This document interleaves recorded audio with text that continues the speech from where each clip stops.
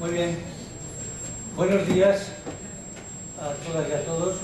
En primer lugar, como siempre, agradecer a la Fundación Tierra de Hombres el dejarme este espacio para compartir con ustedes y también, de alguna manera, para poder seguir compartiendo con muchos de ustedes, porque ya he coincidido por ese apelativo de consultor permanente que me puso la Fundación. Estoy viniendo bastante a Nicaragua, con lo cual, pues de alguna manera, ya no sé casi ni qué decir, porque he dicho ya bastantes cosas. Bien, voy a intentar en esta exposición llevar a término dos cosas.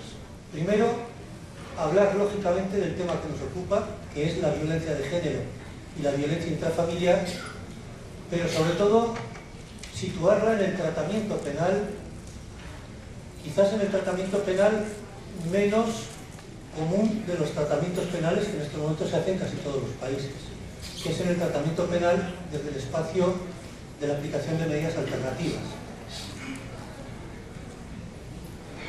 Realmente, cuando hablamos de justicia restaurativa, que es el marco del proyecto general de Terdesón, de Tierra de Hombres, en Nicaragua, con la Corte Suprema, con las instituciones implicadas, las ODESPAS, las fiscalías, las defensorías, las instituciones sociales, etc., casi siempre hablamos en términos de oportunidad.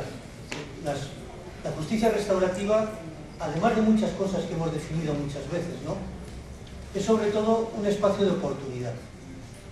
Es un espacio de oportunidad para los jóvenes, en el marco de la justicia de jóvenes, también para los adultos, porque la justicia restaurativa también afecta a los adultos, pero también es un espacio de oportunidad para las propias instituciones. Y me voy a referir, a muchos de ustedes me he referido muchas veces a esto, de que cuando nosotros nos encontramos en el sistema penal, en cualquiera de los espacios del sistema penal, desde la detención de la policía, desde el paso por las fiscalías, por los jueces, en ejecución por nosotros o por las prisiones, etc., nos estamos encontrando muchas veces ante la evidencia de un fracaso anunciado, de jóvenes o de personas que durante mucho tiempo, a lo largo de su vida, quizás ya manifestaban, ya estaban en situaciones de carencia muy graves o en problemas muy graves de todo tipo, pero al que nadie ha hecho caso hasta que un día esa persona comete un delito. Como suelo decir, a veces los sistemas hacen invisibles a muchas personas, pero aunque los hagan invisibles, existen. Y un niño que está abandonado desde que es niño, que no tiene marco familiar, que no tiene marco educativo, que no tiene referencias, que no tiene apoyo en su salud, que no tiene afectos, que no tiene muchas cosas, sigue creciendo con eso. Un niño o un joven que además tiene una patología, una enfermedad mental, una discapacidad psíquica, o que además de todo eso incorpora en sus hábitos de vida drogodependencias, alcoholismo, falta de recursos, de habilidades sociales, etc. Esas personas están ahí entre nosotros todo el tiempo y, curiosamente, las instituciones de todos los estados, en teoría, tenemos instituciones para cubrir esos déficits, para atender, para ayudar, para hacer crecer a las personas. Pero muchas veces no cumplimos esas funciones. El sistema educativo falla, el sistema de servicios sociales falla, el sistema sanitario falla, el sistema de salud mental fallan muchas cosas. Yo siempre digo que yo tuve la suerte de ser un montón de años director general de servicios sociales en mi región, en La Rioja, en una de esas regiones, la más pequeñita de las que ponía ahí en este mapa en general. En un tiempo en el que creíamos que estábamos haciendo cosas magníficas, creo que se hicieron algunas, y en el que casi salíamos orgullosos de haber hecho una labor de institucionalidad, de derechos, etcétera, etcétera.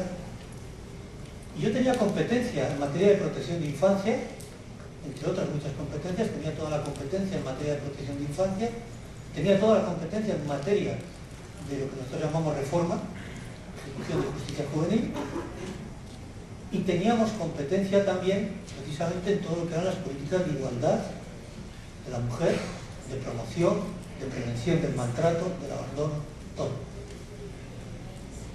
Y créanme que fue un periodo casi de 8 años apasionante, donde fue el nacimiento de todo esto. Estamos hablando, yo les estoy hablando del año 89 al año 95. Se crearon centros asesores de la mujer, políticas de igualdad, bueno, cosas muy bonitas, muy interesantes. Pero fíjense, yo soy funcionario del Ministerio de Interior, de este Ministerio de Interior del que también nos ha hablado nuestro general, de un departamento muy pequeñito de ese ministerio, que apenas tampoco aparece en el mapa, aunque estamos en toda la geografía también, luego les explico un poquito. Y a mi paso, a mi regreso de esa función de dirección general, yo volví otra vez a mi trabajo como jefe del Servicio de Gestión Penal y Medidas Alternativas, y ahí todos los días, por tristeza para mí, me pego de sopetón con la realidad. Me pego de sopetón con una realidad que es el fracaso de lo que yo hice cuando fui director general de Servicios Sociales. Porque yo me encuentro con jóvenes, niños que estuvieron en el sistema de protección, en nuestro sistema de protección, que hoy siguen desprotegidos y que hoy han cometido un delito. O me encuentro con mujeres que estuvieron o hacia las que iban encaminadas nuestras políticas de prevención, por ejemplo, del maltrato, y que hoy son maltratadas. Es decir, creo, me van a disculpar, que alguien, por favor, es que no entiendo estos teléfonos, está apagado, pero como, bueno, decía que tristemente muchas veces nos vemos con la evidencia de nuestros propios fracasos. Y cuando un joven es maltratador a su familia, a sus hermanos, o cuando un adulto maltrata también a su esposa, a su pareja, estamos frente a un problema que es un problema no solo del maltratador y de la víctima, es un problema de la sociedad, de nuestras instituciones. Es un problema que muchas veces es muy transversal y que afecta también a errores de otras instituciones, a carencias de otras instituciones. Así pues, a mí me parece que este es un marco muy claro que yo quisiera poner como reflexión. Porque si luego vamos a hablar de cómo vamos a tratar esto desde el punto de vista penal, desde el punto de vista policial, desde el punto de vista de protección a las víctimas, de atención a esas víctimas, de qué hacer con el que ha cometido el delito, etc., creo que era interesante hacer esta reflexión. Miren, yo trabajo en ese servicio, se llama Servicio de Gestión Penal y Medidas Alternativas del Ministerio del Interior. Somos quizás la institución más pequeñita del Ministerio del Interior. Somos incluso desconocidos muchísimas veces, más allá, somos más conocidos en el ámbito del propio sistema judicial que en el propio del ámbito Ministerio del Interior. ¿Por qué? Porque nosotros trabajamos codo a codo con los jueces. Al final de la comisión de un delito siempre pues, hay una sanción, hay una pena o hay una medida de seguridad en función del nivel de imputabilidad del infractor, del penado, y todos sabemos que la respuesta tradicional siempre es: quien hace la paga, la prisión. La mejor manera de pagarlo en nuestras sociedades es la prisión, en otras yo he conocido es cortarle la mano al ladrón, ¿vale? Todavía existe. Es decir, esa acción-reacción, ¿no? Hay un delito, el Estado reacciona.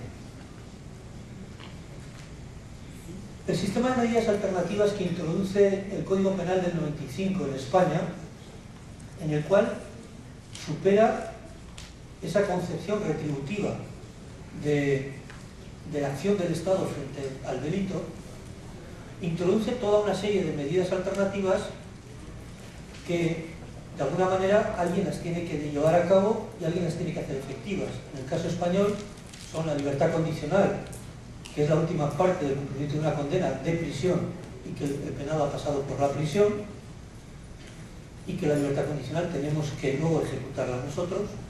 La suspensión de condena, que es para aquellos, a grandes rasgos, es para aquellos delitos que no superaron los 2 años de prisión y que el juez puede suspender hasta por 5 años con una serie de condiciones.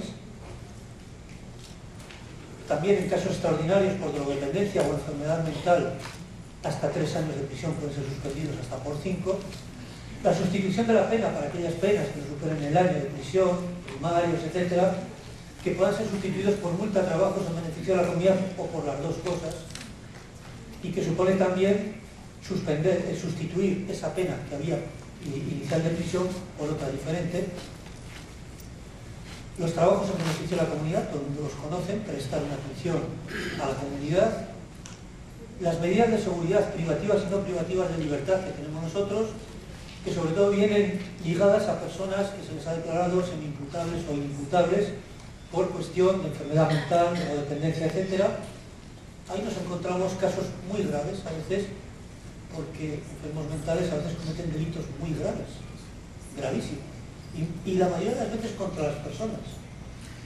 La esquizofrenia, por ejemplo, es un problema que afecta terriblemente en estos momentos en nuestra sociedad, con gente que comete muchos delitos, y lo que nosotros llamamos duales, enfermos mentales con drogodependencias adquiridas. Eso ya es un cóctel molotov.